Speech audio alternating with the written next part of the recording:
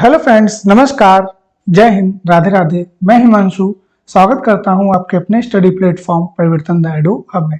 Friends, आपको पता है कि हम लोग अपने वीपीओ यानी विलेज पंचायत अधिकारी का प्रैक्टिस सेट नंबर 1 लगा चुके हैं। आज हमारा प्रैक्टिस सेट नंबर 2 है। इस प्रैक्टिस सेट में हम लोग लगभग वही कल के जैसे ही 30 प्रश्नों को देखेंगे, जो कि आपको एग्जाम की दृष्टि से बहुत ज्यादा महत्वपूर्ण हो सकते हैं। अगर आपको कोई क्वेश्चन अच्छा लग रहा हो तो आप उस क्वेश्चन को नोट डाउन भी कर सकते हैं। इस प्रैक्टिस सेट के पीडीएफ की भी बात हम लोग कर रहे हैं। जल्दी आपको हमारे टेलीग्राम चैनल पे इसकी पीडीएफ भी प्रोवाइड करा दी जाएगी, जिसमें आपको पीडीएफ में पहले से ही टिक आंसर मिलेंगे, जिससे आपको याद करने में प्रश्नों को एक तरीके से आसानी बनी रहे। तो बिना किसी देरी के चलिए शुरू करते हैं और देखते हैं आज का पहला प्रश्न। पहला प्रश्न है हमारा, गुप्त काल में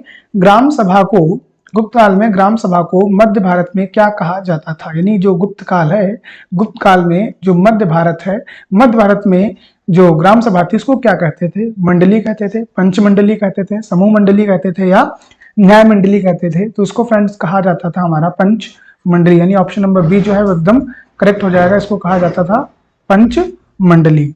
अगला प्रश्न आता है हमारा, चोल साम्राज्य में ग्राम सभा का कार्य नहीं है। ठीक है, और ये क्वेश्चन आपका इंपॉर्टेंट भी, एक चीज ध्यान रखिएगा, इंपॉर्टेंट क्वेश्चन है कि चोल काल में ग्राम सभा का कार्य नहीं था। ऑप्शन ए, भूमि कर का संग्रह करती थी। तो ये तो एकदम सही है। चोल काल में जो आपकी ग्राम सभा थी वो भूमि कर का संग्रह करती थी, क्योंकि कर की जो बात होती है वो हमें पंचायत में दी गई हुई है। दूसरा है, मंदिरों के रख रखाव तथा उनकी आय का उचित प्रबंध करना। ये भी एकदम सही है। तीसरा है, भूमि का संरक्षण करना। चलो इसको भी छोड़ते हैं। नेक्स्ट है, मध्यस्थ नामक कर्मचारी द्वारा ग्राम सभा के कार्यों में सहायता प्रदान किया जाता था। ये भी बात एकदम सही है। लेकिन जो तीसरा ऑप्शन है फ्रेंड, ये लेखपाल का या पटवारी का हो सकता है, ध्यान रखिएगा। ये किसका काम होता है? लेखपाल या पटवारी का, भूमि का सर्वेक्षण करना। यानी ऑप्शन नंबर सी जो है ये यहाँ पे नहीं होना चाहिए, यानी गलत पूछा था हमसे, तो सी ऑप्शन हमारा गलत है। अगला है वारियम। वारियम स्थानीय प्रशासन व्यवस्था का समिति में बुजुर्ग वह विद्वान सदस्यों की संख्या कितनी होती थी। अब वारियम है क्या? देखिए फ्रेंड, हम लोग बात करते हैं चोल काल की। किसकी बात करते हैं? चोल काल। चोल काल में जो पंचायत की स्थिति है, पंचायत का जो उल्लेख मिला है, वो राजा है परांतक। क्या नाम है? राजा परांतक राजा है, जिनका एक अभिलेख है। अभिलेख कौन सा है? उत्तमेरु अभिलेख। क्या नाम है? उत्तमेरु अभिलेख। इस अभिलेख से ही इन्हें क्या मिला है? साक्ष्य मिला है कि चोल काल में जो व्यवस्था थी वो 3 पार्ट में थी। ठीक है, पहला होता था आपका, ध्यान रखिएगा, पहला होता था उर, है ना, दूसरा होता था आपका सभा, उर सभा, ठीक, और तीसरा होता था नगरम। ठीक है, उर सभा और नगरम। तो इन्हीं के अंतर्गत की जो व्यवस्था थी वो हमारी थी। तो इसमें जो उर थी, ये इसमें सामान्य लोग रहते थे, है ना, ये मैंने आपको कल वाले प्रैक्टिस में बताया था। सभा में ब्राह्मण लोग रहते थे, और आपका जो नगरम था इसमें व्यापारी वर्ग आता था, है ना। ठीक है, तो यही जो आपका ब्राह्मण वाली सभा है, इसका चुनाव जो होता था, सभा को देख लेते हैं। तो जो सभा, या इसको ही कहा जाता था महासभा, सभा या महासभा होने का चुनाव होता था, और इस चुनाव को गांव को बांटा जाता था वार्डों में। और एक गांव में कितने वार्ड होते थे? तो आप कहेंगे 30 वार्ड होते थे। जब 30 वार्ड होते तो सदस्य कितने होते हैं? तो 30 सदस्य होते हैं। इन 30 सदस्यों में जो 12 सदस्य होते थे, मैंने आपको कल भी बताया था, ये बुजुर्ग होते थे। कैसे होते थे? बुजुर्ग होते थे, अर्थात वृद्ध होते थे, एक्सपीरियंस होल्डर होते थे। ऑप्शन ए जो है वो आपका एकदम सही हो जाएगा। क्या हमने देखा, पूरा समझ लीजिए चोल काल को। चोल काल में जो उल्लेख है वो राजा परांतक के उत्तमेरु अभिलेख से मिलता है। इसमें पंचायत की स्थिति 3 भागों में थी, उर, सभा और नगरम। उर में सामान्य लोग, सभा में ब्राह्मणवादी लोग, और नगरम में व्यापारी लोग। इसी सभा को महासभा भी कहा जाता था, और इसका चुनाव होता था। चुनाव में गांवों को 30 वार्डों में बांटा जाता था।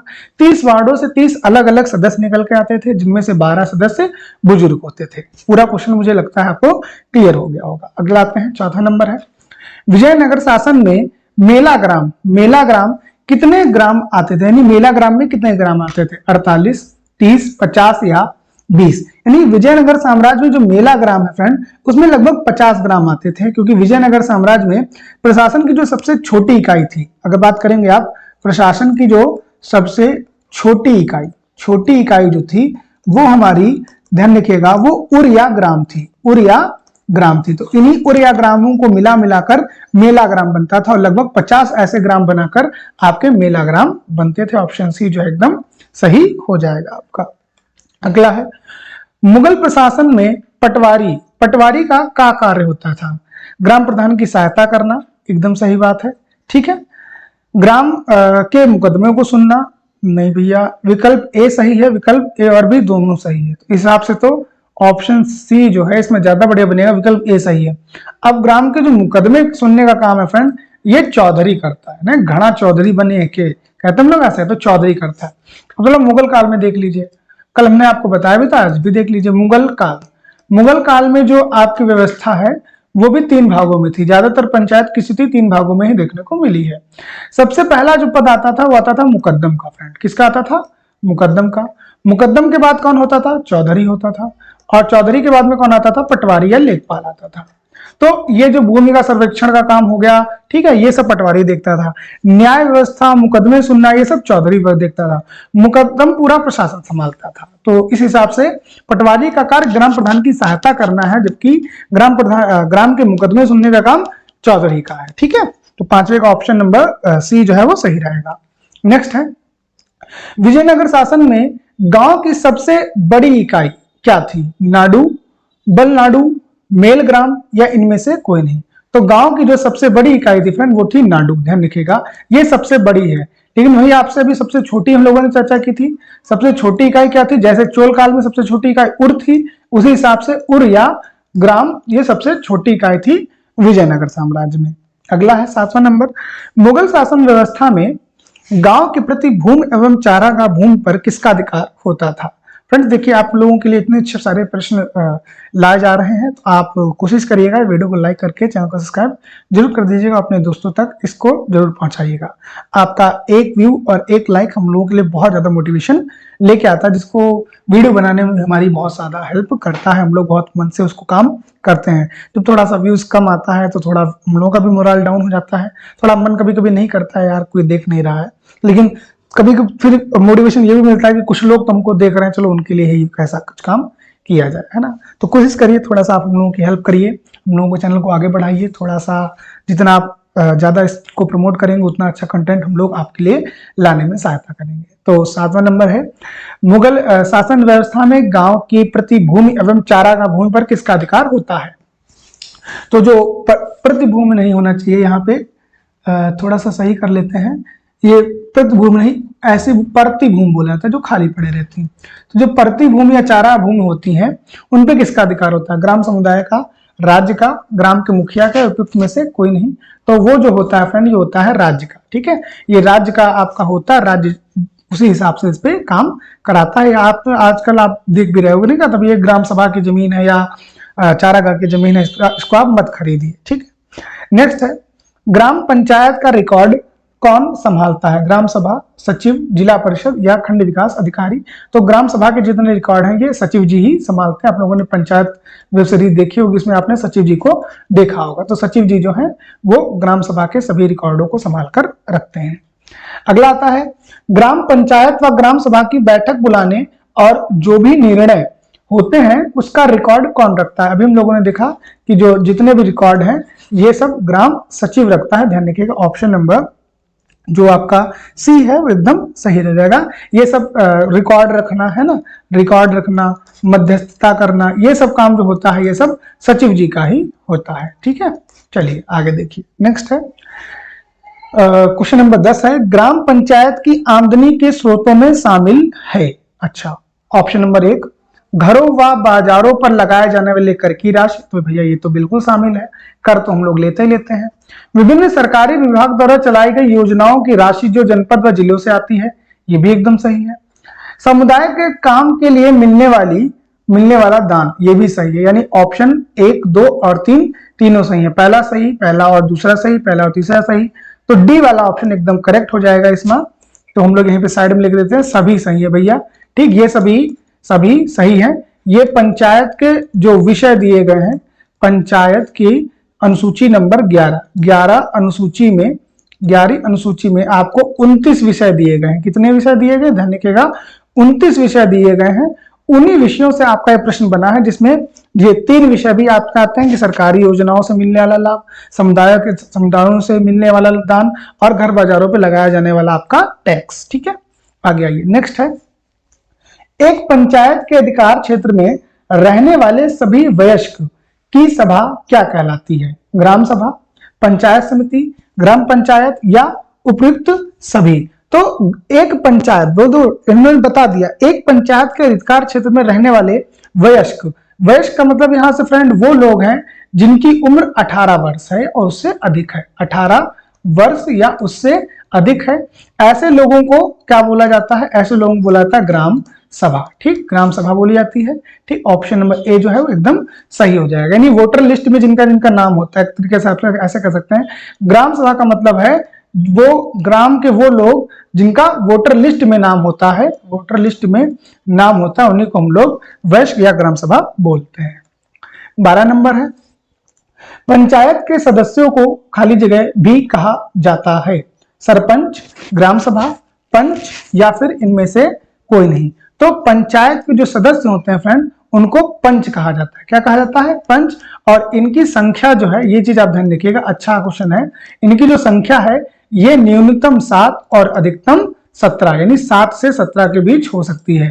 पंच की जो संख्या होगी वो न्यूनतम 7 और अधिकतम जो 17 है वो हो सकती है, और ये लोग गांव के अलग अलग वार्ड से चुनकर आते हैं। तो ऑप्शन नंबर सी आपका इस क्वेश्चन के लिए एकदम जबरदस्त जवाब।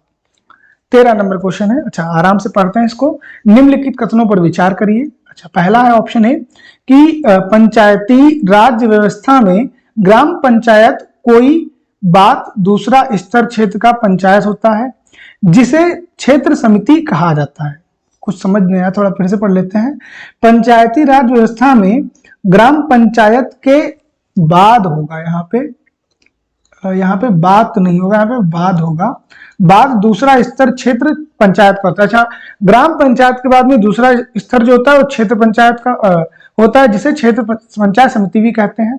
अच्छा भैया, ये तो एकदम सही जवाब है, ये तो सही एकदम। चलो भैया अगला देख लेते हैं। संविधान में दिए गए निर्देशों के आधार पर देश के हर राज्य में पंचायत से जुड़े कानून बनाए हैं, इसीलिए पंचायत संबंधी कानून हर राज्य में अलग अलग हो सकते हैं। ये भी एकदम सही है। उपयुक्त में से कौन सा कथन असत्य है? तो भैया दोनों सही है हमारे। ऑप्शन देखते हैं, केवल पहला नहीं, केवल दूसरा ये भी नहीं, पहला और दूसरा, ना तो पहला ना तो दूसरा, यानी option number D. Option number D में कह सकते हैं कोई भी गलत नहीं है, कोई भी हमारा जो है वो गलत नहीं है, दोनों ऑप्शन एकदम हमारे ऑथेंटिक है और सही है। अगला आता है, निम्नलिखित कथनों पर विचार कीजिए। ए वाला, ग्राम सभा एक पंचायत के सभी वयस्क सदस्यों से मिलकर बनती होती है जिसमें सिर्फ एक गांव या एक से ज्यादा गांव शामिल होते हैं। एकदम सही बात है, अभी हम लोगों ने देखा। पंचायत के व्यक्ति जो 18 या उससे अधिक के हों उन्हें वोट देने का अधिकार प्राप्त होगा, ग्राम सभा का सदस्य होता है। यह भी एकदम सही है, यानी जिसका वोटर लिस्ट में नाम होगा यानी वो 18 की उम्र पार कर चुका होगा। तो इसमें निम्नलिखित में से कौन सा कथन आ सकते हैं? उसमें वही चीज पूछी है, तो भैया ना पहला गलत है ना दूसरा गलत है, दोनों ऑप्शन हमारे एकदम ऑथेंटिक है और सही है। 15 नंबर, पंचायत समिति के ऊपर के स्तर को क्या कहा जाता है? जो पंचायत समिति के ऊपर की स्तर होती है उसको क्या कहते हैं? ग्राम पंचायत, जिला पंचायत, विधान परिषद या ग्राम सभा? तो पंचायत समिति के ऊपर के परिषद को बोला जाता है जिला पंचायत, यानी ऑप्शन नंबर एकदम सही है। इसको कभी कभी जिला परिषद भी लिख देते हैं, ध्यान रखिएगा, जिला परिषद भी लिख देते हैं, तो घबराना नहीं है। ठीक, तो पंचायत समिति के ऊपर के स्तर को ग्राम परिषद कहा जाता है। ठीक है, आगे आइए। नेक्स्ट है हमारा क्वेश्चन नंबर 16, ग्राम सचिव की नियुक्ति कौन करता है? यानी जो आपके अभी ग्राम विकास अधिकारी के, ग्राम पंचायत अधिकारी, विकास निकल जाता है, ग्राम पंचायत अधिकारी के जो पद आया है वो किसने जारी किया है? ना किसी पंच ने जारी किया होगा, ना सरपंच ने जारी किया है, ना ग्राम सभा ने जारी किया है, किसने जारी किया है? सरकार ने जारी किया है। ठीक, तो आप सरकार के अंतर्गत रहेंगे ही रहेंगे, और सरकार कहाँ है? तो भैया राज्य में। तो कभी कभी हो सकता है राज्य लिख के आ जाए, तो राज्य भी ध्यान रखिएगा। 17 नंबर है, पंचायती राज विषय किस सूची में आता है? बहुत ही अच्छा क्वेश्चन और इंपॉर्टेंट क्वेश्चन है कि पंचायती राज विषय किस सूची में आता है? समवर्ती सूची, केंद्र सूची, राज्य सूची या विशेष अधिकार सूची? तो ये क्वेश्चन तो एकदम क्लियर होगा कि सी ऑप्शन एकदम सर दबा के लगा दीजिए। जो पंचायती राज है वो राज्य सूची के विषय के अंतर्गत आता है और ये कहाँ दिया गया? ये दिया गया हमारा डीपीएसपी राज्य के नीति निर्देशित तत्व और आर्टिकल नंबर 40 में, जिसमें कहा गया है ग्राम पंचायत का गठन। किसकी चर्चा की गई है? ग्राम पंचायत के गठन की, यानी राज्य स्वेच्छा अनुसार अपने अनुसार ग्राम पंचायतों का गठन कर सकता है। ठीक है, आगे आइए। 18 नंबर है, भारत में पंचायती राज प्रतिनिधित्व करता है शक्तियों का विकेंद्रीकरण, एकदम सही बात है। लोगों की भागीदारी, ये भी सही बात है। समुदाय विकास, ये भी सही बात है। ऑप्शन डी उपयुक्त सभी, तो भैया एकदम सही बात है।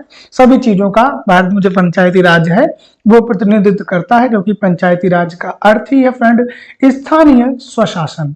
स्थानीय स्वशासन, ठीक, स्थानीय मतलब लोकल बॉडी गवर्नेंस। 19 नंबर है, किस अधिनियम में स्थानीय स्वशासन को प्रांतीय विषय घोषित किया गया कि ये जो है ये राज्यों का विषय है?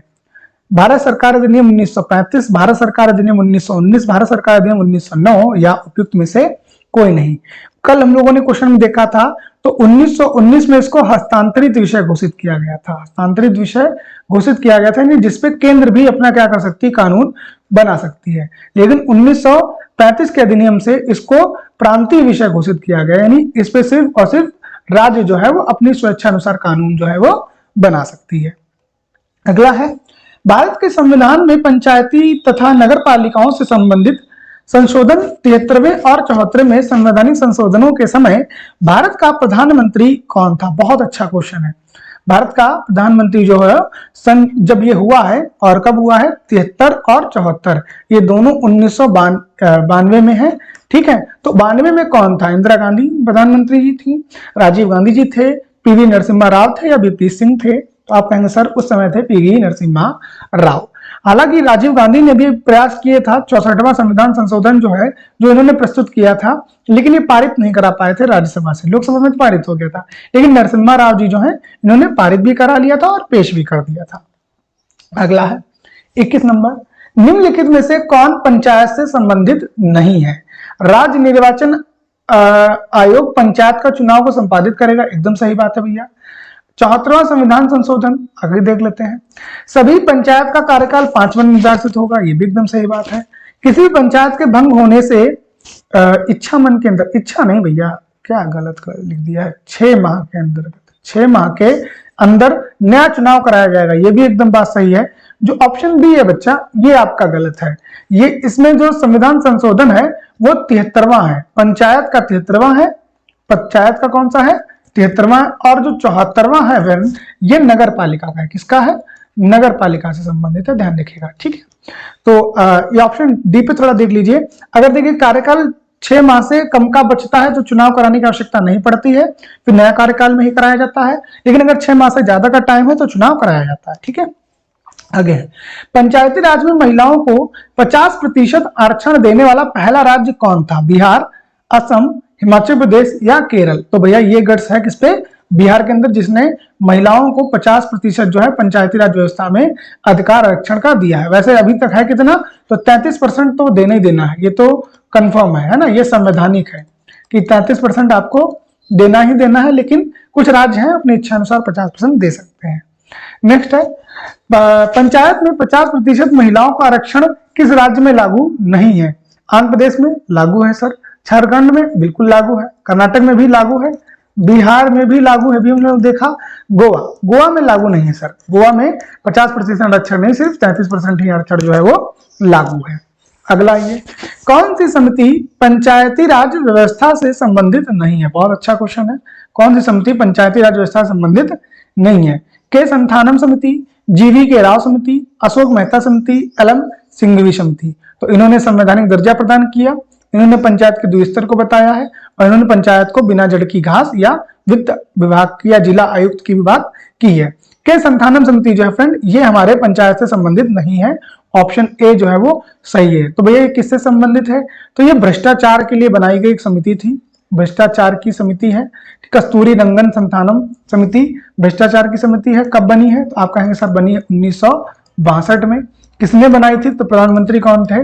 लाल बहादुर शास्त्री, LBS जी। ठीक है, ये भ्रष्टाचार की एक समिति बनाई गई थी, इसका संबंध पंचायती राज व्यवस्था से नहीं है। 25 है, निम्नलिखित में से कौन सी संस्था पंचायती राज संस्था नहीं है? चलिए भैया, ग्राम सभा एकदम है, ग्राम पंचायत बिल्कुल है, सरकारी समिति ये नहीं है, न्याय पंचायत एकदम है। सरकारी समिति जो है ये आपकी नहीं है, इसे ध्यान रखिएगा 2011 में जोड़ा गया है। कब जोड़ा गया है?